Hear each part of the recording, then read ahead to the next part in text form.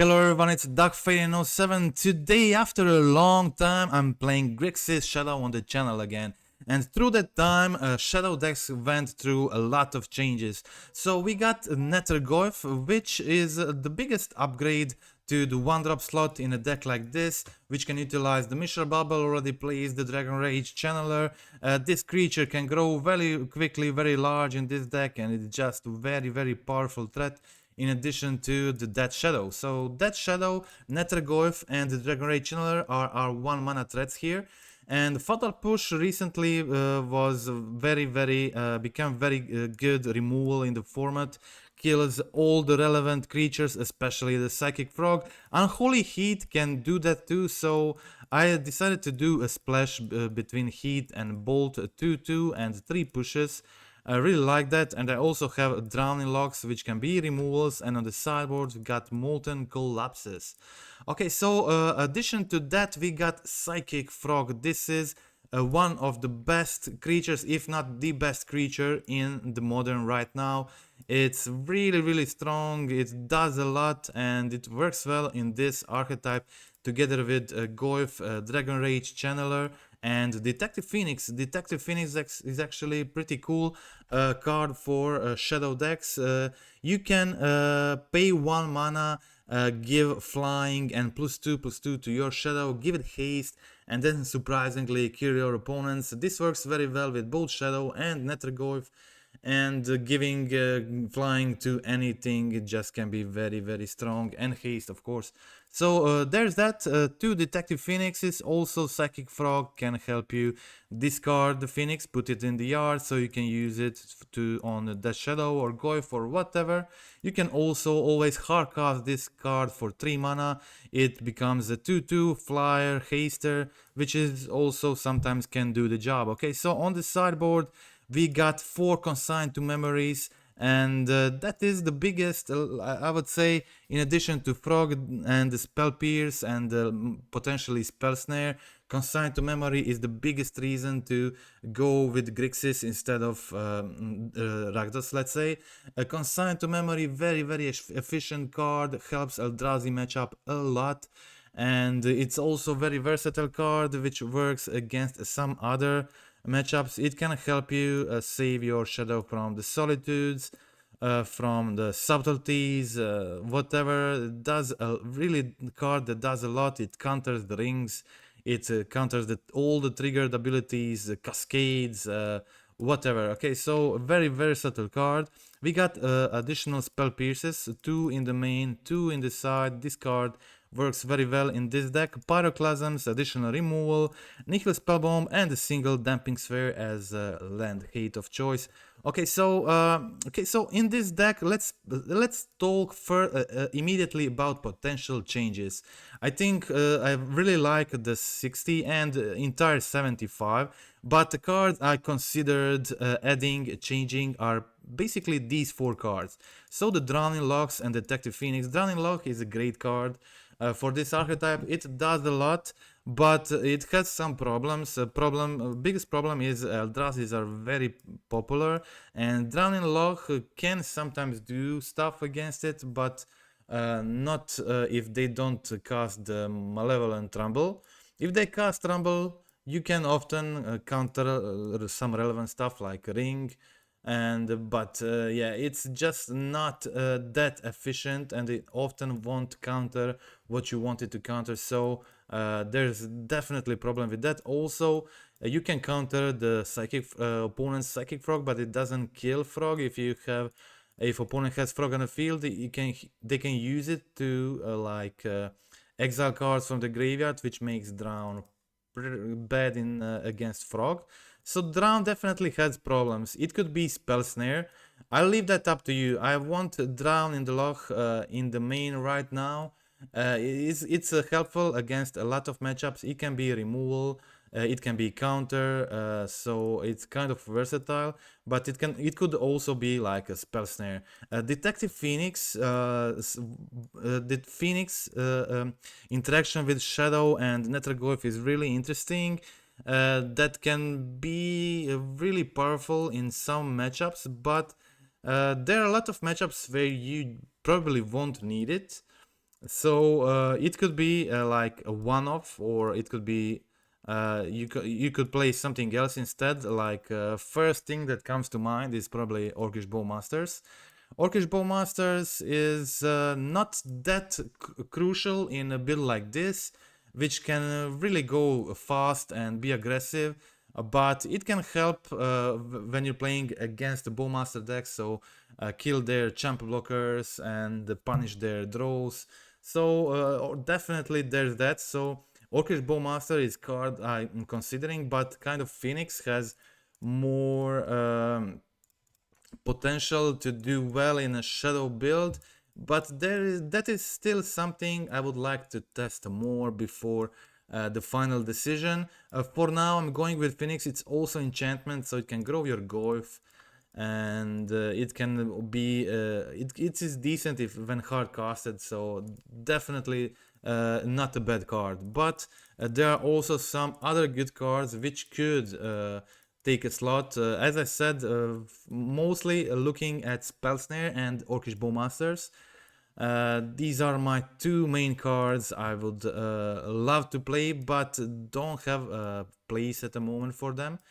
Okay, so that's it. Potentially, if we are ditching the Phoenix, we could also ditch the street raids. Yeah, the street raids really help with the besto, and they really help, of course, cast with the casting shadow early. Of course, they are not there are always a lot of builds without street raids that are possible, kind of slower, more mid-range builds. Which could potentially work well with the Psychic Frog. So there's that. There's still a lot of to think about. So there are some other possibilities to think about, and but yeah, for now this is my build, and I done pretty good with it, and pretty happy how it worked. Was a pretty strong showing. So we are going to go through the gameplay and see how it went. Okay, so let's go match one. It's just very fun to be able to play Grixis Shadow again and have it feel like a really deck with a head and a tail, and it seems like it's really doing some good and powerful stuff. Okay, so here in my match one opponent was Living End. Living End is still a playable deck despite them losing the Grief. Still, they just went for the Endurance main, and Endurance also can be pretty effective often. Okay, so luckily I had a Drown in the log in this first match. It was pretty good here. It enabled me to counter their Living End, which was crucial for me to win this match, of course. So I countered the Living End. Then I can attack with the Nethergoyf, Spell Pierce on top, but I don't really want it next turn. So I decide to go ditch it, go for the Totsies and Surveil, put Shadow in the yard and attack with Nethergoyf, put them down on 10 life. Opponent has Force of Negation, so unfortunately I was not able to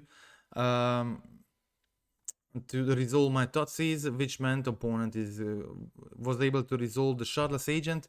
But even that wasn't enough for the opponent, since I also had 4 creatures on the field and my shadows are about to get really large.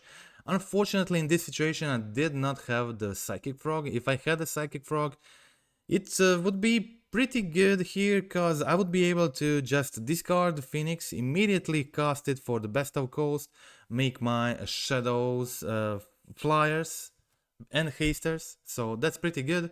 Here I kill, they attack, making my shadows 8/8, and I just bolt their only blocker and opponent concedes, so that is pretty quick. Game 1, let's check out game 2. So because of my shadows, despite opponent resolving the Living End. Okay, so Consign to Memory is a pretty good card against Living End. Don't forget about that, because Consign to Memory can actually counter the the cascade trigger. So if you counter the trigger, cascade never happens. They don't get to resolve their cascade abilities, so nothing happens. Okay, so I decided to keep a one lander here. Unfortunately, it did not end up well for me because I did not draw a blue land on time, which means I'm not able to counter their living end. So quick concede there and time for game 3. Now in a game 3 we can also check out the sideboarding plan. Of course, consigns go in, all the removal goes out, so pushes, heats, bolts, detective phoenix, don't need any of that. Okay, sorry, actually in this league I had blood moons in, I was testing blood moons, but blood moons wasn't good for me here because Blood Moon wasn't good because it was not relevant against Eldrazi Ramp and Eldrazi Breach decks, which were the two main matchups why I was adding it in the first place. So it was bad in those two matchups, and because of that it made no sense to actually play that deck. So okay, here I have Channeler. Attacking with Channeler, I can play another Channeler and keep a 1 mana counter.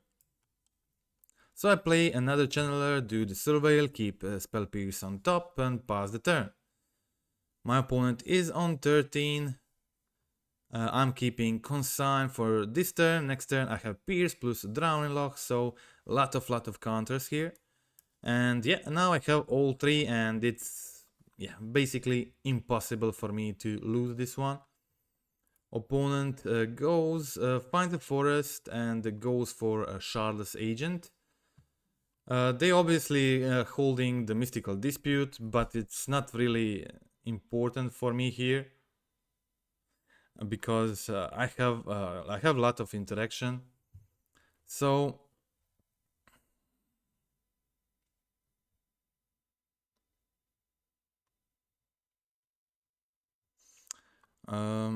okay, so opponent is on 9 and I tag them down to 3, play the Totsis and still keep 2 counters, so there's nothing they can do here. Game over, and I take their Sky Turtle, so they can't prevent me from killing them next turn, so that is the game. And the match, first match against Living End, so let's check out match 2.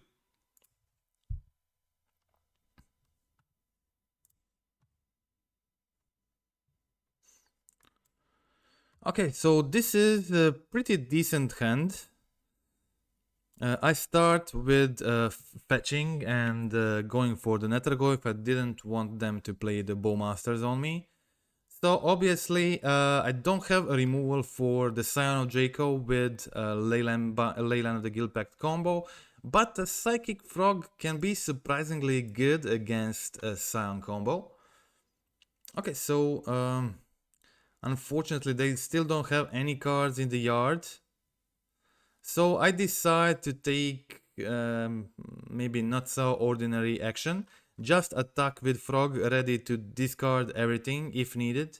So I discard everything except Death Shadow, making my Frog a 5/6. So unless they have another Leyline Binding, they can't really kill my Frog.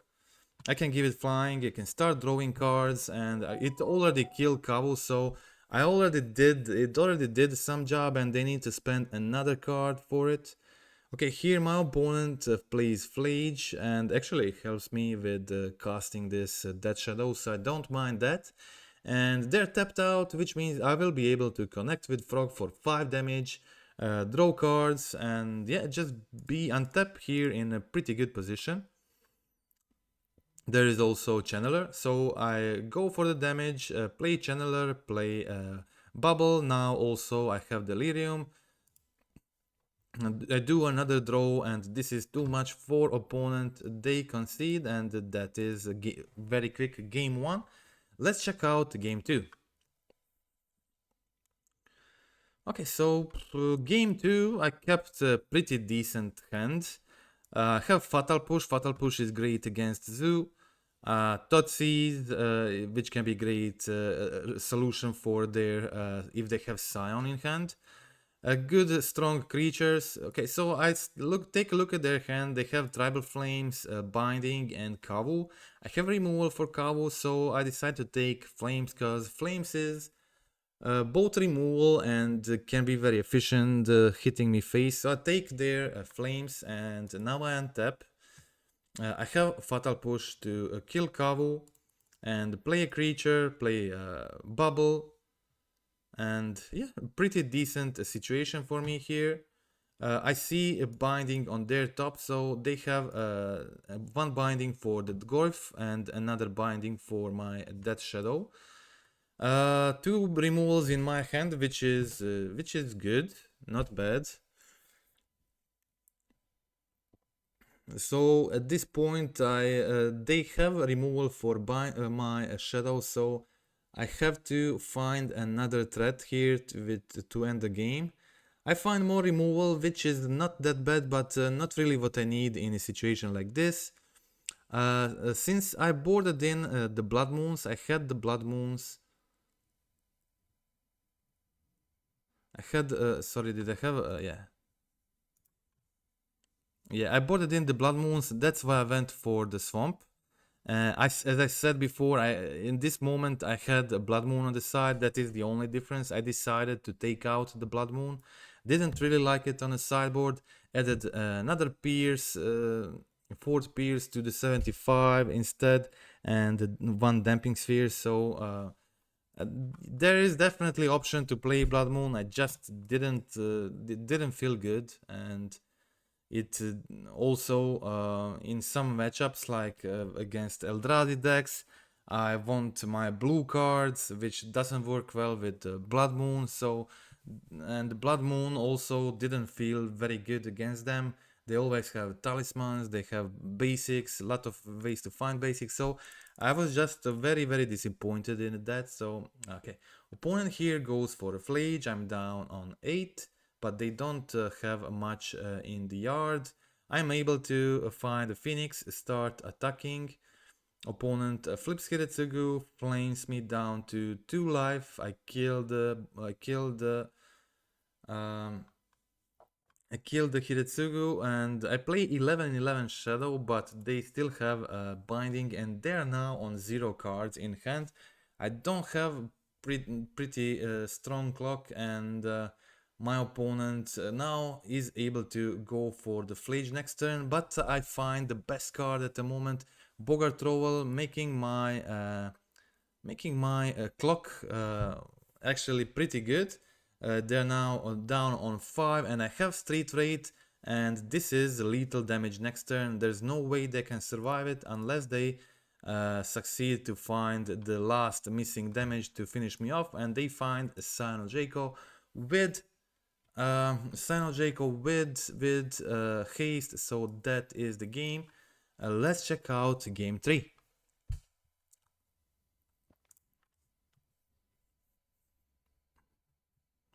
Okay, so in the game 3, I would say this is a pretty good hand again.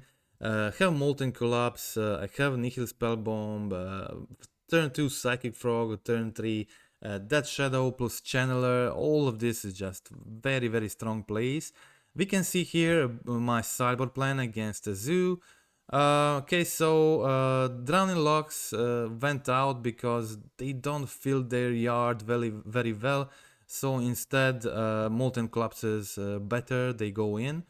And I don't really like the Spell Pierces, so they're all out. 1 Phoenix, 1 Channeler, 1 Street Rate, just trimming some stuff to add some Graveyard Hate and more removal from the sideboard, so that's it. I'm in a pretty decent position here. A lot of 1-drops here, so I was able to play 2 of my Death Shadows, and despite my opponent finding Haste Scion of Jaco, I was able to make my Death Shadows 12-12, which means they actually had to jump my Shadow with Scion of Jaco. to survive this turn, and that was how I found win against Sino-Draco combo. So that was it. Survived on 1 life and killed my opponent. Okay, let's go check out. That is match 2 actually, so let's check out match 3. A pretty cool win against Domainzu, pretty good game also. Opponent finding Sino-Draco twice in the crucial moment, but second time I was able to beat it. Okay, so third match I was playing against Char Belcher combo. Okay, so game 1 I don't have Thoughtseize, I didn't find Drowning Lock, I didn't find Spell Pierce, so my only option was to just find Lethal as quickly as possible. My opponent is on 16 now, attacking, putting them on 16. And yeah, it's their turn. They shock for 3 on turn 10 and play the Belcher, which means I'm dead when they untap. I have Bolt in my hand. Which means I'm going upkeep for Bolt, putting them on 10. If I can make my channelers 3/3 and Nethergoyf 4 power, I can potentially win this one, but it's definitely not easy to do something like that. And I go Bolt in upkeep only to find 2 lands, which doesn't accomplish much for me, so that was game over. Okay, so let's check out game 2. Game 2 I brought in a bunch of sideboard cards, so now this matchup is much better for me. So now I have Spell Pierces, Consign to Memory. All these cards like counter their combo for 1 mana, which is really good, and also have Drowning Lock. All the removal goes out. I don't need removal. I still kept the bolts though, so bolts can help me win faster. And yeah, that's it. Other cards are not really that efficient. And I was able to be very fast here. Just Nethergoyf, Channeler, Shadow, all very aggressive creatures. And here I cycle the street rate, attacking them down on 7, holding Consign and Drowning Lock. And yeah, with a fetch, this is actually lethal on this same turn, so opponent concedes. That is game. Let's check out game 3.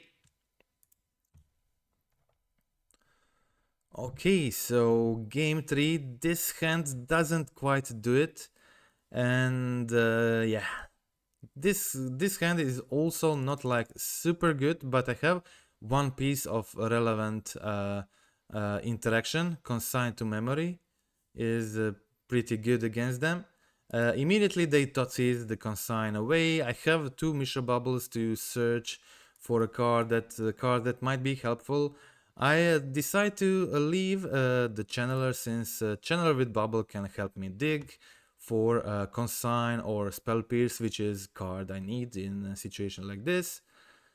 Okay, so opponent goes for Solar Transformer, kills my second Channeler, passes the turn.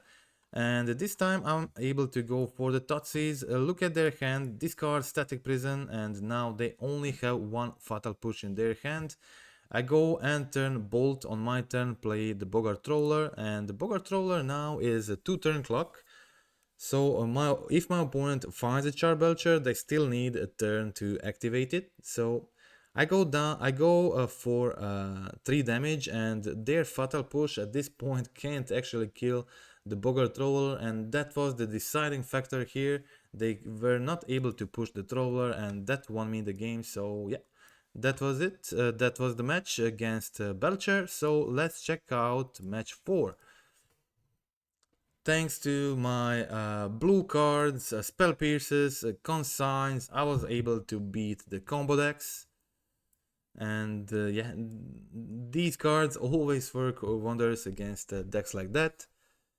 Okay, so here in the match 4, I think I was playing against Energy. Energy feels like a pretty good matchup for a deck like this. I have my creatures are just so much bigger.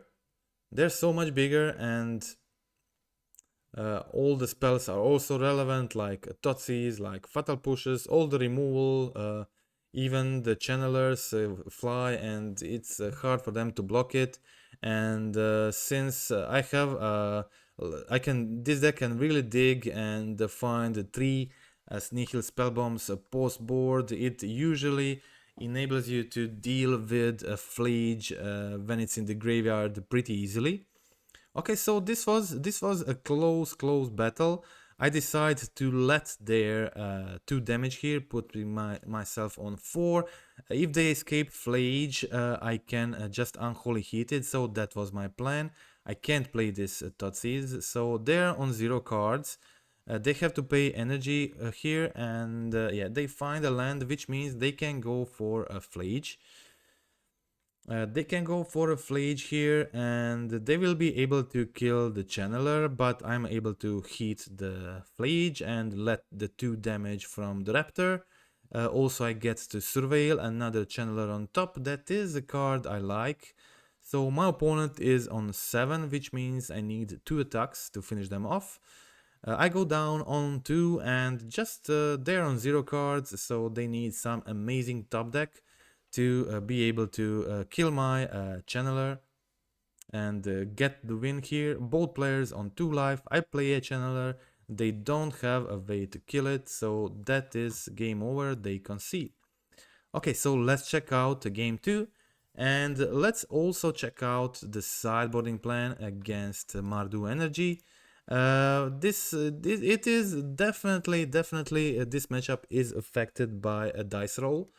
But deck plays a lot of removal, so we got bolts, we got pushes, we got drowning locks, I got heats, which guarantees you basically to always get rid of their 1 mana play, their 2 mana play in most situations. And then you get to jam the Nethergoyf, the Psychic Frog, the Death Shadow, 2 creatures which are just really strong. And you can see here how this went, and it was despite them doing the best possible play for them, which was like flip a Johnny turn 3 with bombardment on the field. This is like absurdly powerful, but still it wasn't a settled game for them. I had a lot of effective cards in a situation like this, so I decided to go for Totsis, take care of another Ajani, kill the God of Souls. The problem for me was this bombardment. Bombardment was the biggest problem. Yeah, so I go for I pump my Psychic Frog, attack Johnny with both creatures. This way, this guarantees me that I'll be able to kill Johnny. Also, draw a card from the frog. And here I play Death Shadow. Death Shadow is a 4/4 here. And I am on 9 life, but yeah, the problem here for me was that I can't double spell. That was really an issue here. I can't Drowning Lock plus Lightning Bolt this turn, and they find a Galvanic Discharge to get rid of my frog, which was also like a pretty big deal. Plus Guide of Souls, giving flying to Cat Warrior token.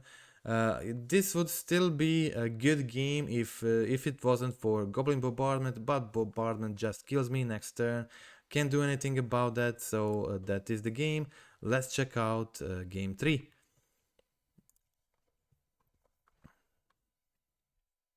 Yeah, Bombardment is definitely one card hard to deal with. Since they can play it early before I'm holding relevant spells, and so it's definitely priority for me to take it with Totsis if I see it. Okay, so here perfect play for me. Turn 1 push the Guide of Souls, turn 2 play Psychic Frog. Now if they have removal, they can't really kill the frog, which is great news for me. I decide to discard 2 of my removals and keep the channeler in hand. The channeler is, I think, better in a situation like this. I just want to swarm the board with efficient threats and make their Ocelot Pride do nothing. Ocelot Pride is pretty bad against this deck since yeah, most of my creatures like I can play early Shadow, I can play early Nethergoyf, and I can quickly grow Channeler to Delirious. So these cards just block the Ocelot Pride very well, and the Bowmaster is also pretty medium. I don't have I don't have any draw card spells, so Orcish Bowmaster doesn't really do much except sometimes kills Dragon Rage Channeler, but that is not very often. As you can see here, I swarmed the board with very cheap, efficient creatures, and my opponent just concedes. There is no chance. Yeah. Okay. So that is it. That are all the wins from this league, and now we are going to go to check out the defeat. Yeah. So in this build, I did in most of other similar builds, I put like some Eldrazi hate in the main. I had either like consigns or or had like force plus spell pierce. These cards are good against them. And here I play keep a one lander. That is a risky keep, but hand is like pretty good. I have a significant 1 mana interaction. Goyf, attack with Goyf, play Totsis, then play Totsis again. So I have stuff to play. That's why I decided to keep it. I take their Rumble because Rumble allows them to go for turn 3 ring. So now their hand was pretty bad actually. They did not have much, just a Misty Rainforest, 2 rings, and 1 Mycospawn, but they are so far from it. And I go for the Bauble, but still did not find the second land I was hoping for. And my opponent finds the best possible card for them from the top, Talisman of Curiosity. That is still fine because they need to also top deck another land, which is not a problem for them. They immediately top deck it. And yeah, so if I went for first Totsis on the one ring, that would end up actually much better for me because opponent would not have the ring in this situation, which would be, they would have something like Mycospan, which would be a lot worse. And okay, so I still am hoping here that maybe they try to play the second ring with the last mana and then I spell pierce it, but they go for Myco first.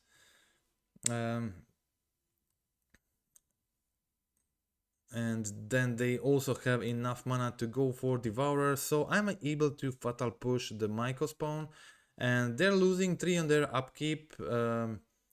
And they would be down on 4. So many cards stuck in my hand. I can't play them. If I was able to, like, if I had another mana, this would be a sure victory for me, especially with the Spell Pierce and all these cheap creatures. But yeah, it wasn't meant to be this time.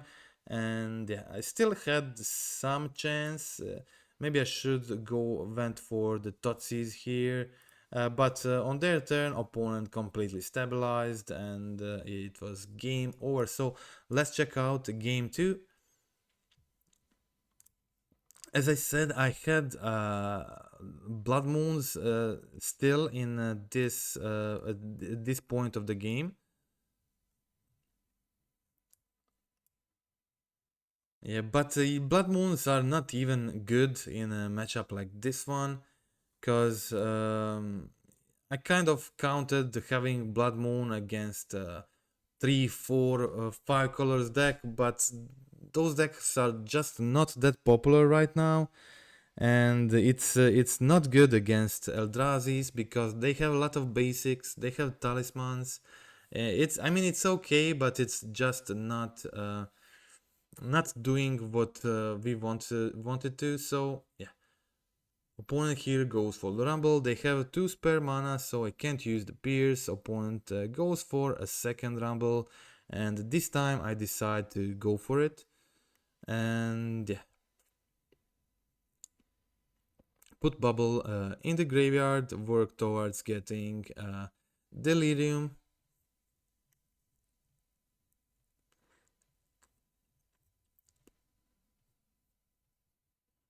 Okay, I can go for a Blood Moon, but despite Blood Moon, my opponent can still play whatever. They have like green mana, they have Eldrazi Spawn, they have a Talisman mana, so it just doesn't do much at this point. If he could play it like turn 2 with Ragavan, that would be good. But yeah, right now it doesn't seem like good enough. And yeah, here my opponent was played Devourer of Destiny. Devourer is 7 mana and they have 6 cards in the graveyard, so which means I can't use the Drowning Loch in this moment, unfortunately. Opponent only missing a single card there. And yeah, it's just not. If this was Damping Sphere, that would be much better for me actually. If I just had the Damping Sphere instead of the Blood Moon, I would be able to play it sooner, disable my opponent from getting a bunch of mana, and yeah, here I have Drowning Loch. I can like counter some stuff now, but it's just not that relevant. And yeah, that is at this point now this is game over. I don't have the means to threaten my Eldrazi opponent right now, so I quickly concede this one. So that was it. Okay, so definitely all decks like this, it's not just this deck, but all decks similar to this one are at the moment struggling with Eldrazi, even like Dimir Frogtide, which plays the Harbinger of the Seas and often plays the Force of Negation and Spell Pierce and Consign. It still struggles with Eldrazi, but it's much better than a version like this. And I think that is probably the biggest problem for this build. It could definitely be, as we speak before, optimized to win against Eldrazi better. Like mostly these 4 cards, like Consign to Memories, this could be Detective Phoenix, could be like a Bowmaster, which is okay against their ring. And yeah, there are definitely other options, as I said before, but Thoughtseize is a great card against them. It can do a lot, and if you draw 2-3 Thoughtseize together with good timely Spell Pierce or Consign to Memory, you can also just very easily win that matchup. So there's that, and yeah, that is it. Thank you for watching until now. Friendly reminder to click like, click subscribe, comment down in the video. Tell me, how do you feel about today's Grixis Shadow? Do you think this is a competitive deck, a deck you would take on the series tournament? Or just some meme deck or something like that? I think this can potentially do some serious job against a lot of decks in the format, but the thing is you will always have bad matchups. Good news is that decks can be optimized to fight certain matchups. I did not focus on beating Eldrazi's at the moment, since Drown is not the greatest against them, and all this removal don't do much against them. But Thoughtseize is good, Spell Pierce is good, Consign is good, so definitely, and Damping Sphere can be decent, but I rarely want more than 1 against them, so that is I replaced it especially because of the Storm matchup and Eldrazi matchup. I think the Damping Sphere could help there too, and it's great against Titan, so definitely more reasons to play at least one of that. And yeah, that's it. Again, thank you for watching, and that is all for today. Goodbye.